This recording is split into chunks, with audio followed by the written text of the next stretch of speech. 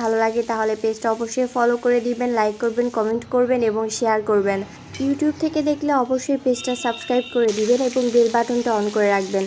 একটা হাঁড়ি বসিয়ে দিয়ে পরিমাণ মতো তেল দিয়ে গোটা মশলাগুলো দিয়েছি, তারপর এক বাটি পরিমাণ পেঁয়াজ দিয়ে কিছুটা ব্রাউন করে নিয়েছি, তারপর আদা বাটা রসুন বাটা দিয়ে সামান্য পানি অ্যাড করে গুঁড়া মশলাগুলো অ্যাড করে নিব। ধনের গুঁড়া, জিরার গুঁড়া, লবণ ছিল, হলুদের গুঁড়া, মরিচের গুঁড়া এবং সামান্য গরম মশলার গুঁড়া। এই পর্যায়ে মশলাটা খুব ভালোভাবে কষিয়ে নিতে হবে। মশলা থেকে তেলটা যখন আলাদা হয়ে আসবে তখন চিকেনটা অ্যাড করে দিতে হবে, দিয়ে নেড়ে চেড়ে মিশিয়ে নিতে হবে। নেওয়ার পর এখানে অ্যাড করে দিচ্ছি 3 থেকে 4টা পটল এবং একটা আলু। বাঙালি মানেই কিন্তু হচ্ছে আলু, সো আমি আজকে এখানে পটল অ্যাড করে দিলাম। লাস্টে অ্যাড করে দিচ্ছি একটা টমেটো এবং 3 থেকে 4টা কাঁচামরিচ।